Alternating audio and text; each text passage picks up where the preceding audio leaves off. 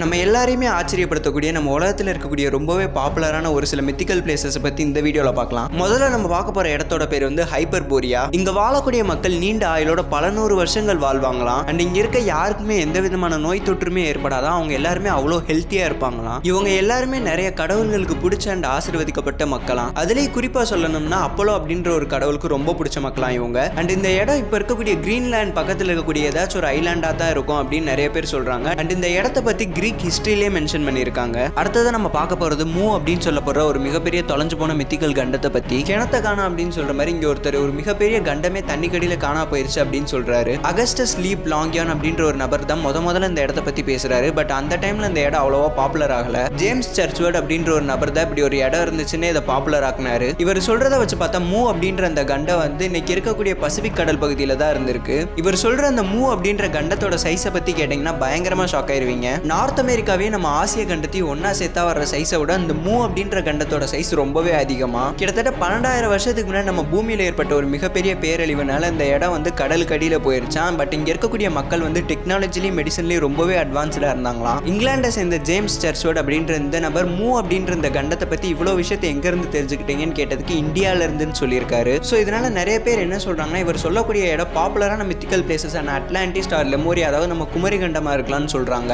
அடுத்ததான் நம்ம பார்க்க போற இடத்தோட பேர் வந்து கிட்டேஸ். இது வந்து ரஷ்யால தான் இருக்கு. 13ஆம் நூற்றாண்டுல பட்டுகான் அப்படின்னு சொல்ல போற ஒரு மங்கோலிய பேரரசர், அதாவது நம்ம கெங்கிஸ்கானோட பேரை வந்து இந்த சிட்டியை தாக்க வராரு. ஸோ பட்டுகான்ட்டு தங்களை காப்பாற்ற சொல்லி அங்க இருக்கக்கூடிய மக்கள் வந்து கடவுள்கிட்ட ப்ரே பண்ண ஆரம்பிக்கிறாங்க. ஸோ இவங்க பிரேயரை கேட்ட கடவுள் இவங்களை காப்பாத்துறதுக்காக அந்த ஒட்டுமொத்த சிட்டியுமே மறைய வச்சுட்டாருன்னு ஒரு சிலர் சொல்றாங்க. ஒரு சிலர் லேக்ல இருக்கக்கூடிய தண்ணி கடியில அந்த சிட்டி போயிருச்சு அப்படின்னு சொல்றாங்க. நிறைய பேர் இன்னமும் ராத்திரி நேரங்கள்ல அந்த லேக்கு கடியில இருந்து சர்ச் பெல் சவுண்ட் கேக்குதுன்னு சொல்றாங்க. ஒரு சிலர் என்ன தண்ணி கடியில இருக்கக்கூடிய அந்த சிட்டியில இருக்கக்கூடிய பில்டிங்ஸோட டாப்பை மட்டும் நாங்க பார்த்தோம்னு சொல்றாங்க. அடுத்தது நம்ம பார்க்க போற ஒரு இடத்தோட பேர் வந்து அவலான் அப்படின்ற ஒரு ஐலாண்டை பத்தி தான். இந்த ஐலாண்ட் ஃபுல்லாவே ஆப்பிள் மரங்களா தான் இருக்குமா. அண்ட் இங்க இருக்கக்கூடிய மக்கள் யாருமே நம்மள மாதிரி சாதாரண மனுஷன் கிடையாது. இங்க இருக்கக்கூடிய எல்லாருமே சூப்பர் நேச்சுரல் பீயிங்ஸா. இவங்க எல்லாருக்குமே ஹீலிங் பவர் அண்ட் நிறையவே மந்திர சக்திகள் இருக்கதா சொல்லப்படுது. அப்படிப்பட்ட இந்த இடத்த லேடி ஆஃப் லேக் அப்படின்னு சொல்லப்படுற ரொம்பவே பவர்ஃபுல்லான ஒரு தேவதை தான் பாதுகாக்கிறாங்களாம். அடுத்ததான் நம்ம பார்க்க போற இடத்தோட பேர் வந்து வல்ஹாலா. இது கோல்டன் ரூஃப் இருக்கக்கூடிய ஒரு மிகப்பெரிய ஹால். இது வந்து ஆஸ்கார்ட் அப்படின்ற ஒரு இடத்துல இருக்கதா சொல்லப்படுது. இந்த இடத்துக்கு போர்ல வீரமா இறந்து போன ஸ்ட்ராங்கான வீரர்களால மட்டும்தான் வர முடியுமா. இந்த போர் வீரர்கள்லாம் ராக்னார்க் அப்படின்ற ஒரு டயத்தப்போ கடவுளோட சைடு இருந்து அவங்களுக்கு சப்போர்ட்டா சண்டை போடுவாங்களாம். மார்வல் ஃபேன்ஸ் இதெல்லாம் எங்கேயோ கேட்ட மாதிரியே இருக்கல. முடிஞ்சா கமெண்ட்ல அந்த படத்தோட பேரை சொல்லிட்டு போங்க. அடுத்ததான் நம்ம பார்க்க போறது எல்டோராடோ அப்படின்ற ஒரு சிட்டியை பத்தி தான். இந்த சிட்டி முழுக்கவே தங்கத்தாலையும் இன்னும் நம்மளால நினைச்சு கூட பார்க்க முடியாத அளவுக்கு விலை மதிப்பான பொருட்கள்லாம் நிறைஞ்சிருக்குமா. ஸோ இங்க இருக்கக்கூடிய தங்கத்தையும் விலை மதிக்க முடியாத பொருட்களையும் நிறைய பேர் அடையணும்னு ஆசைப்பட்டு பலாயிரக்கணக்கான பேர் இந்த சிட்டியை தேடி போய் தங்களோட வாழ்க்கையை தொலைச்சிருக்காங்க.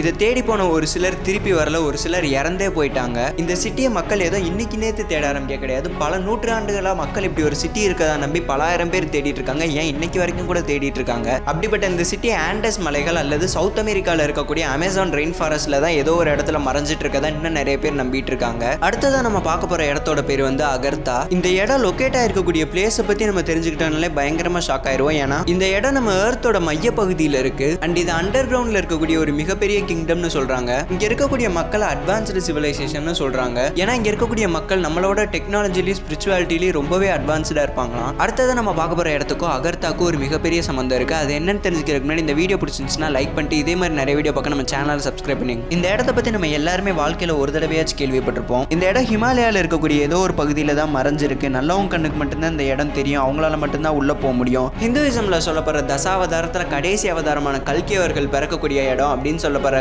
ஷம்பாலா தான் அது. நிறைய பேர் என்ன சொல்றாங்கன்னா ஷம்பாலா அகர்த்தாவோட நடுவுல தான் இருக்கு, இல்ல அகர்த்தாவோட கேபிட்டலே ஷம்பாலா தான் அப்படின்னு சொல்றாங்க. இதே மாதிரி நம்ம வேற என்ன டாபிக்ஸ் பேசலாம்னு கமெண்ட்ல சொல்லிட்டு இந்த வீடியோ உங்க ஃப்ரெண்ட்ஸ் அண்ட் ஃபேமிலிக்கு ஷேர் பண்ணி விட்டுருங்க.